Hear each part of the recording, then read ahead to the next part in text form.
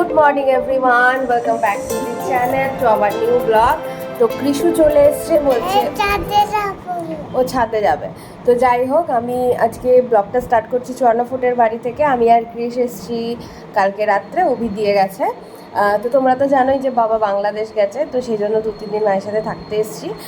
আর অভি আসবে একটু পরে।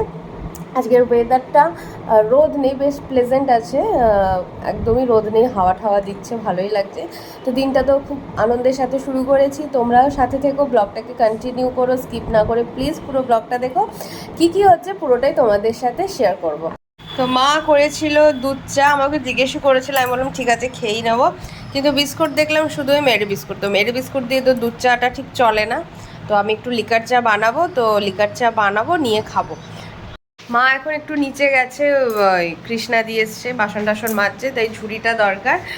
আর কালকে সন্ধেবেলাতে এসেছি, সন্ধেবেলা থেকে এসে অ্যাজ ইউজুয়াল যেরকম আসর বসে, এখানে এক জেঠিমা এসেছিলো, ছোটো মা ছিল, বিপুলদা এসেছিল। হ্যাঁ বাবা, মেজদি এখন নেই, তো মেজদি নেই এখন ঘরে। মেজদি মনে হয় ওই গেছে দোকানে, পাড়ার দোকানে।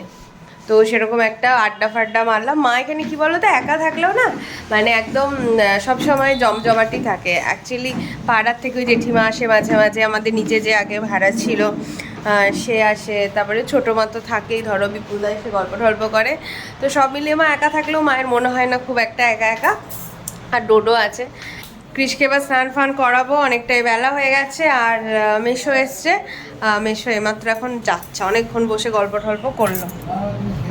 চললে ঠিক আছে, তুমি ঘুরতে যাওয়ার কথাগুলো মানিদের সাথে তাহলে জিজ্ঞেস করবে ঠিক করে। এই আসতে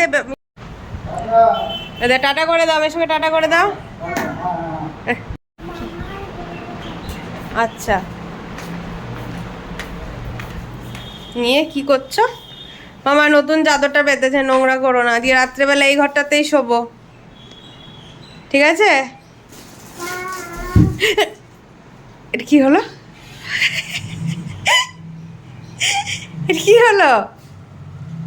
এই একটু আগেই এলো, কি করছো কোনো খেয়ে? কেন ব্যথা হচ্ছে? আসলে পুরো চাপটা পড়েছিল না। মায়েরও তো কি অবস্থা, পুরো হাঁটুটাতে সকালবেলা এমন লেগেছে হাঁটতে পারছে না। তারপর আবার ছাদে গেছিল জল দিতে, ঘুরিয়ে ঘুরিয়ে হাঁটছে তো পুরো। আর ক্রিস তোমাকে দেখে কি করছে বাবারে, ওর একটুও এবারে কি বলো তো, বাবা নেই ভাই নেই, ওর পুরো বোর লাগছে। আর বলছে দাদাইয়া কোথায়? মামা এবার খেয়ে নেবে।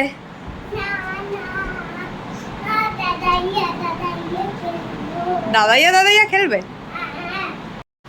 সো ফাইনালি ইন্ডিয়া কালকে জিতে গেল। আমি তো মানে এবারে টি20 ওয়ার্ল্ড কাপে মাম্পি বলছে তুমি খেলা দেখছো না, আমি খেলা জেনারেল তো দেখিনি।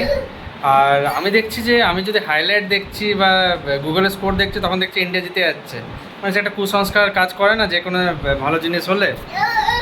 আমি ভাবছিলাম যে যদি হাইলাইট দেখে যদি ইন্ডিয়া জিতে যায় তাহলে জিতে যাবে, কি আছে? তোমার হাইলাইট দেখার জন্য ইন্ডিয়া জিতেছে?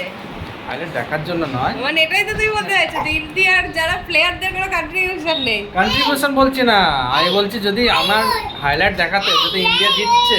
আচ্ছা, মানে হাইলাইট দেখছো না, ওরা ভালো খেলছে, মানে ওটা কুসংস্কার যেটা হয়। মানে প্র্যাকটিস নিয়ে কালকে যখন 30 বলে 30 রান দরকার ছিল, আমি তো তাও কালকে একটু টুকটাক দেখেছি। মানে প্রচুর ইয়ে ম্যাচ গেছে তো। 30 বলে 30 রান ছিল, নিয়ে তোমার তখন তো আমি টিভি বন্ধ করে দিলাম, আমি ব্লগ এডিট করছিলাম। নিয়ে নিয়ে আমি টুকটাক মাঝে মাঝে স্কোরগুলো দেখছিলাম। একবার দেখছি 30 বলে 30, একবার দেখছি 27 বলে 23।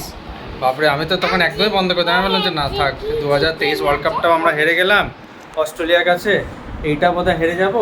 তো সেই ক্ষেত্রে আমি আর তখন দেখিনি। বাবা কিন্তু কন্টিনিউ ফোনে দেখছিল, আমি বললাম যে না আর দেখবো না, থাক, ফালতু ইন্ডিয়া হেরে যাবে এবারও। হোপফুলি সব লাস্টে ভালোই হলো। আর লাস্টে যখন একদম খুললাম তখন দেখছি মানে একদম critical situation. South Africa Miller পড়ে গেছে, দেন ক্লাসেন পড়ে গেছে, আউট হয়ে গেছে। আর সূর্যা ক্যাচটা তো অসাধারণ ক্যাচ ছিল, সূর্যা ক্যাচটা মানে ওটা সে বলে না কোনো কোনো ক্যাচ হাতে চিটে যায়, সেরকম ধরনের। তারপরে গিয়ে আমি যখন 19th ওভার 3 বল, তখন গিয়ে আমি টিভিটা খুললাম। পড়ে যাবি ওইখান থেকে, এখানে নাম, এখানে আয়, নিয়ে যখন 19.3 ওভার তখন গিয়ে আমি টিভিটা খুললাম, বাবা দেখছি ওই ফ্যান না চালিয়ে বসে আছে বাইরে ঘরে, মানে একটা আলাদাই সিচুয়েশান। বাবা দেখছি ফ্যান না চালিয়ে বসে আছে বাইরে ঘরে, নিয়ে আমি টিভিটা চালালাম, ভাবলাম যে যা হবে হবে, দেখা যাবে। নিয়ে যাই হোক, ভালো করে জিতলো, খুব ভালো লাগলো। রোহিত আর বিরাটের এইটাই লাস্ট T20 টুর্নামেন্ট। তো অলরেডি রিটায়ারমেন্ট কালকে অ্যানাউন্স করে দিল। রোহিতকে দেখে, বিরাটকে দেখে, রাহুল দ্রাবিড়কে দেখে খুব ভালো লাগছিলো, কেন কি ওরা যেভাবে এফার্টগুলো দিয়েছে অ্যাট লাস্ট আউটকাম সেইভাবেই এলো। মানে আমরা 2023 ওয়ার্ল্ড কাপটা খুব ভালো খেলেছিলাম, বাট অস্ট্রেলিয়ার কাছে যেরকম এক্সপেক্টেড ছিল খেলাটা, সেরকম আমরা খেলতে পারিনি। ইন টার্মস অফ ব্যাটিং হোক, ইন টার্মস অফ বলিং হোক, যাই হোক। বাট কালকে ওভারঅল যা কন্ট্রিবিউশন ছিল, ফিল্ডিং, ব্যাটিং, বলিং, মাঝে মনে হয়েছিল যে হয়তো ম্যাচটা হাত থেকে বেরিয়ে গেছে, বাট ওই বুমরা স্পেল, দেন অর্শদীপের স্পেল, দেন লাস্ট ওভার হার্দিকের স্পেল, অসাধারণ স্পেল ছিল। সেম সিনারিও হয়েছিল আমার এই আর্জেন্টিনা ওয়ার্ল্ড কাপটা 2022-এ, ওটাও দেখে খুব ইমোশনাল হয়ে গেছিলাম। ওটা তো তখন রাত্রে অড টাইমে হচ্ছিলো, 1টা, 1:30, 2টো নাগাদ শেষ হচ্ছিলো। আমি তো সেরকমভাবে ফুটবল দেখতাম না কোনো দিনই। তো এইভাবে বাট 2022-এ ওয়ার্ল্ড কাপটা খুব ভালো করে ওয়াচ করেছিলাম, just because of Messi and just because of Argentina. তো যাই হোক, উই ওয়ান। আমি যখনই এইভাবে বসবো, ও বলে খাটে বসো, আমি তোমার কাঁধে চাপবো। দেখ, চেপে দেখাতো, কাঁধে চেপে দেখাতো। এই দেখো, এই দেখো, আমার হাতটা ধর, হাত ধর।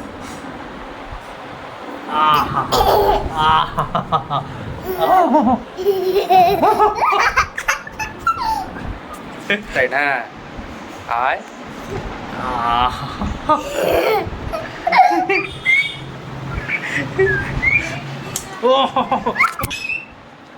বলে দে, তো বলে দে কিছু একটা। হ্যালো গাইস, কেমন আছো তোমরা? হ্যালো গাইস, কেমন আছো তোমরা? আমি ভালো আছি। আমি ভালো আছি। বল, যা বলে। যে আমি গুড বয়।